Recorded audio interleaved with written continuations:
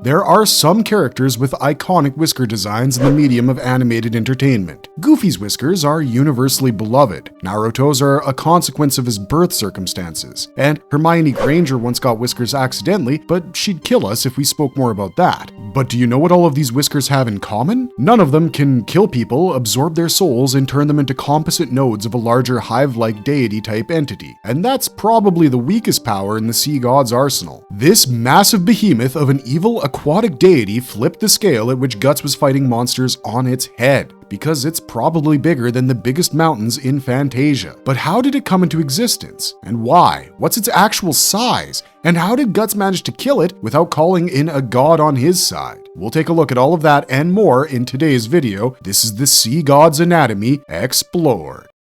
What is the Sea God? How did it come into existence? In the world of Berserk, spiritual entities come into existence mostly because humans subconsciously wish for them. The world of man operates on reason, but the world of imagination runs on feelings. And humanity's collective feelings, or rather their collective subconscious, has given birth to every single astral entity we see in Berserk, including the Sea God. Over 1,000 years ago, the world of Berserk was more magical in nature. The physical and astral world's boundaries didn't exist, and magical beasts and godlike entities coexisted with humans. It was in that age that the Sea God first came forth and started destroying all living things that dared approach it. The Sea God would attack ships, fish, and all kinds of sea life, turning the waters surrounding him into a literal dead sea. He was likely born from humanity's collective fear of all things related to the sea, because things like that have a massive impact on the world of Berserk. Take a look at Griffith. He came back to the world because of mankind's collective desire for a savior to receive salvation from their current hellish predicament. So it would make sense that fear of things like sharks, drowning, and aquatic life and activities in general led to the creation of the Sea God. And of course, it took it upon itself to perpetuate that terror by devouring everything that was unlucky enough to end up in its orbit. It took several years and the sacrifice of even more marrows to finally seal the Sea God in a cave near Yzma's island. But its power was such that the islanders started worshipping it in place of the marrows, and actually treated the latter like crap because they were so scared of it. When Guts and co. arrive at Yzma's island, they see many shrines dedicated to the Sea God that depicted as a Cthulhu-type figure, and this is because Kentaro Miura was fascinated by Lovecraftian literature. After all, Berserk is a cosmic horror-type series when you look at it through a Lovecraftian lens, and Cthulhu first appeared in the Shadow over Innsmouth, where a species of fish-like people await the return of their god that sleeps under the sea. So while the motivations for the Sea God's existence might not have been explicitly stated in the series, we as Berserk analysts love breaking down the nitty-gritty for you guys, as you probably already know. Once Supreme King Geiseric's empire fell, the Sea God's sealing cave only became more effective. In the years that followed that event, magic in the world started dying out and getting replaced by Holy See propaganda. The Eastern world might have kept some magical traditions alive, considering Daiba openly practiced sorcery,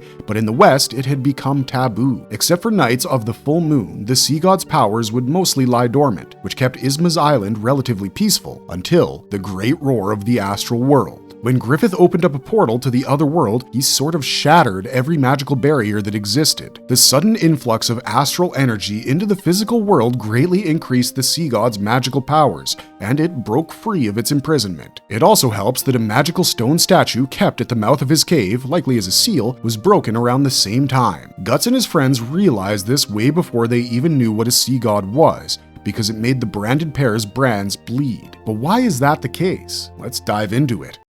Why does Guts' brand bleed in the Sea God's presence? Guts tends to use his brand of sacrifice as a homing beacon for pseudo-apostles, apostles, and God-hand members, because in their presence, it causes him varying degrees of pain and starts bleeding. For a long time, we believed that this was exclusive to those three creatures because it was around them, or inside of them, that Guts' brand would usually act up. But then we met the witch called Flora, and that perception changed because Guts felt his brand act up in her presence, only this time, it wasn't the same as usual. Usually it would hurt him and start spilling body ketchup all over the place, but with Flora it felt more like an itch. The reason for this could be that she used some sort of taboo magic to lengthen her lifespan, allegedly. Then we see the brand of sacrifice start bleeding in the presence of Ganishka's Pishacha beasts, and this is interesting because apostles aren't involved there at all. Pishacha are created through spirit possession, whereby a Kushan sorcerer implants a soul into an animal's body and then controls it for battle from a remote distance. You could argue that Ganishka's fog was covering the battlefield each time Guts fought his soldiers, but that since it was a part of him, Guts' brand signal firing off makes sense. Or that the souls were those of the restless dead, who made it a point to turn Guts' knights into a full-time cleanup operation. But it also bled in the presence of Daiba's Kundalini, and there was no magic fog there. What this suggests to us is that the brand of sacrifice reacts to varying concentrations of evil within an entity's vessel, and not necessarily their nature as demons. We say this because after the great roar of the astral world, Guts' brand of sacrifice started behaving differently. The Black Swordsman noticed that it was raw to the touch, and it pretty much bled non-stop without the application of Shirkei's talismans, and sometimes despite that as well. This is because the great roar essentially brought the abyss into the physical world, and so now Guts' entire environment is one giant interstice. But it can still sense the concentration of evil within beings, and so when the sea god shows up to greet Guts and co. in a tentacle ghost ship, the latter's brand bleeds. As Guts approaches its main body, his brand gushes blood like it does with a god hand, so that tells you just how powerful the damn thing is.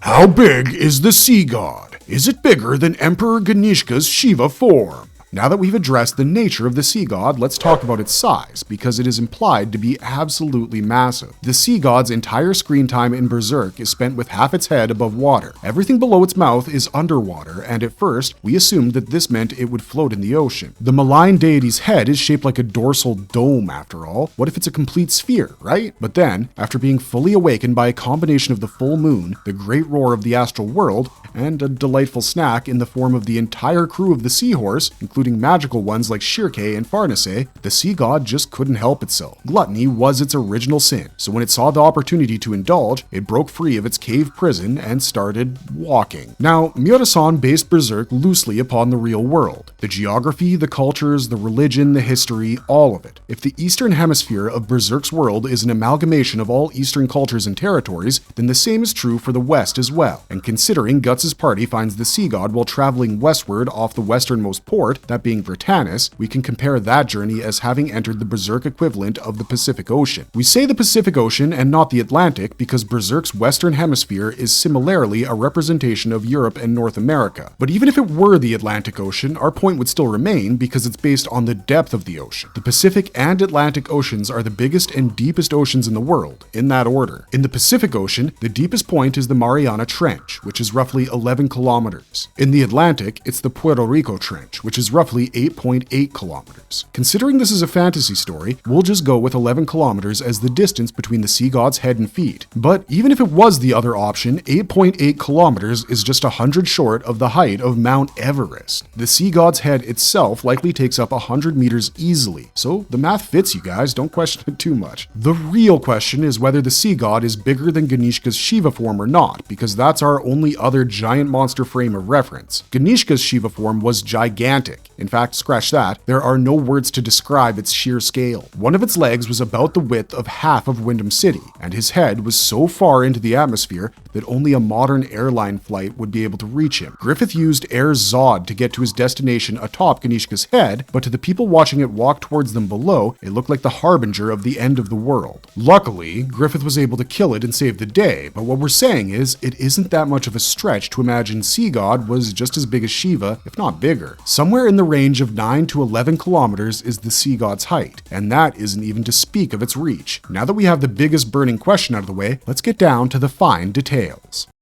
How does the sea god turn people into kraken-like monsters? How it impacts his reach? While the sea god has a pretty solid vertical, we're not sure if he has the goods to back it up in the wingspan department because we never quite see his hands. With Shiva Ganishka, we got to see him move, see his wild tentacles thrash about, scream in horror at his bajillion faces. But with the sea god, we only ever see the top of his shiny dome, pun intended. So how exactly does he reach his victims if his arms can't reach above water, presumably? Well, he has his beard do his work for him. And trust us, we wish we were kidding. As an ancient deity, the sea god possesses immense powers, one of which includes the ability to turn any sentient living being it consumes into its thrall. It does so by using its whiskers like tentacles, which search out prey on his behalf. Once they've consumed a living being, that person gets assimilated into the sea god's overall consciousness and converted into a tentacle monster. These monsters can retain their individual personalities, as witnessed by the Captain Bonebeard retaining his awfully stereotypical pirate speak.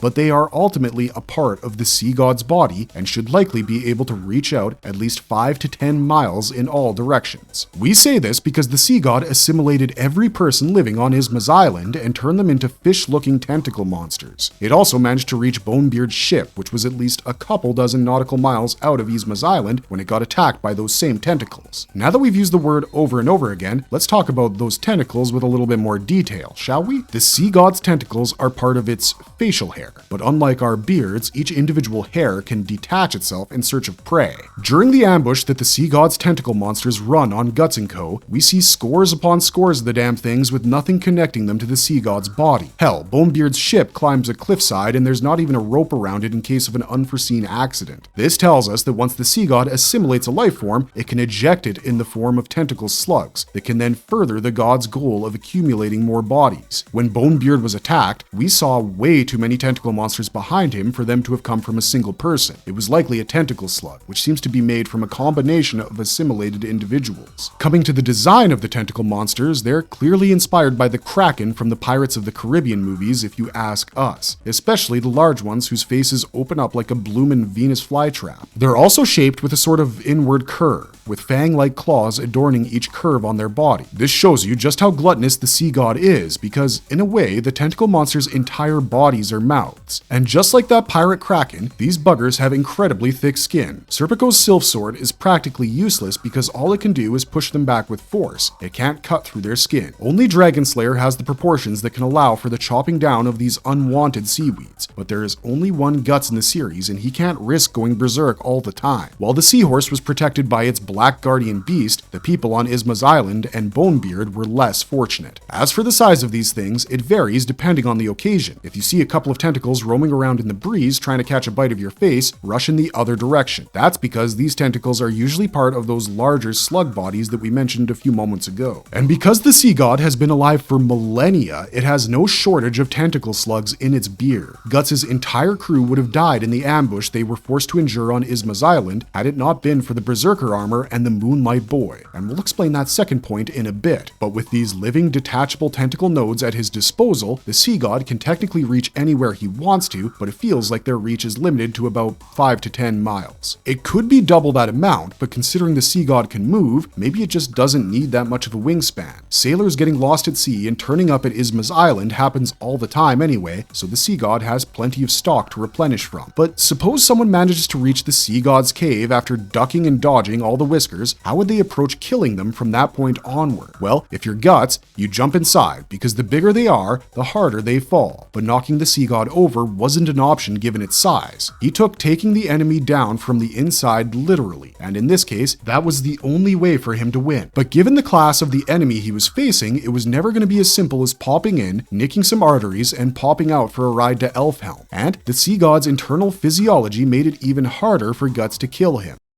How does the sea god's inner body protect itself from intruders? When Guts arrived inside the sea god's body, he realized that his work was cut out for him. For starters, this thing's stomach was like a legendary ship graveyard. There were at least a half dozen ships in the panel we see of his arrival, and there were probably a lot more than that in total. Guts decides that to kill the sea god, he'll have to attack its heart, and luckily for him, in a body this big, locating the heart becomes an easy thing. The real problem is getting to it, because the sea god's body, like any human body, employs an immune system. Only this one is composed of deadly critters. In the evil deity's stomach, Guts was slowly climbing up to the stomach lining where he needed to make a cut to get to the heart when isopod-looking creatures started swarming him endlessly. He gambled on the pressure created by stomach acid to pull him through the opening that he wanted to make, and because he has immense knowledge about the human body, it ended up working out. If it was anyone else, that would have been a gamble not worth taking, but from this point, things got even tougher for him because now he encounters spiders bigger than him, and he is nowhere close to the sea god's heart chamber. Guts cuts through a forest of isopods and monster spiders, only to be faced with a final challenge worse than his worst nightmare. The heart of the sea god was housed in a chamber that was filled with bodily fluid that had the ocean's consistency. The blooming of its heartbeat was stronger than the seahorse's cannons, and because it traveled through a liquid medium, the impact was far greater on Guts. He knew he needed to kill it quick if he wanted to win, but as much of a challenge as stabbing the heart was already going to be, the sea god was going to turn this thing into the Muspelheim challenge for Guts. It spawned several demonic-looking eel-like monsters to defend its heart, and Guts had to fight them and its heartbeat while trying to keep his sanity and not unleash the berserker armor. He walked this insane tightrope rather well by eliminating all the eels, although it took a lot out of him, but when it came to finishing the job, he couldn't do it himself. The sea god's heartbeats were so strong that they blew Guts back into the air when he fell towards it at one point. After that, he nearly became fish food as the eels got their teeth into his body, but he fought on like only Guts can, only to realize his body had lost too much to keep up anymore. He was trying to push through the shockwaves being generated by the sea god's heart as it contracted a case of anxiety upon realizing that it could actually die. All of Guts' senses pretty much shut down, and he has to force his body to move. He can't even see because of the pressure and the pain. How does he navigate his way out of this situation? Well, thankfully, this time around, he has friends.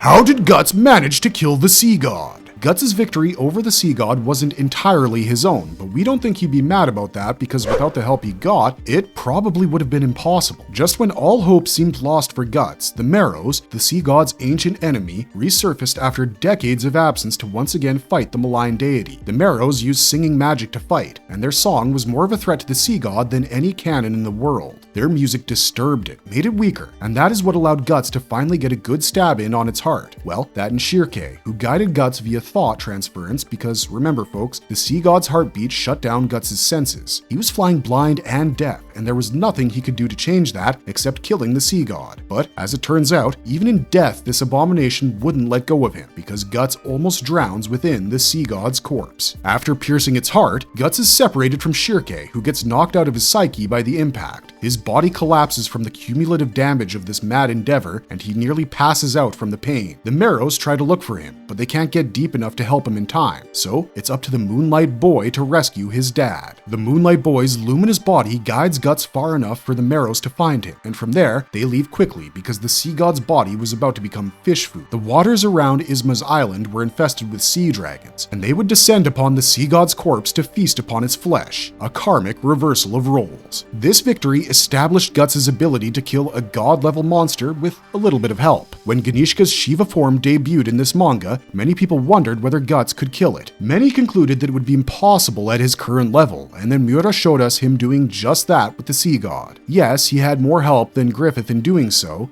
but Griffith is literally Berserk Jesus out here creating miracles by the hour. Guts struggled against a god-level being as a mere man and emerged from the encounter as the victor. That should tell you everything you need to know about the will of humanity that Berserk aspires to inspire in us.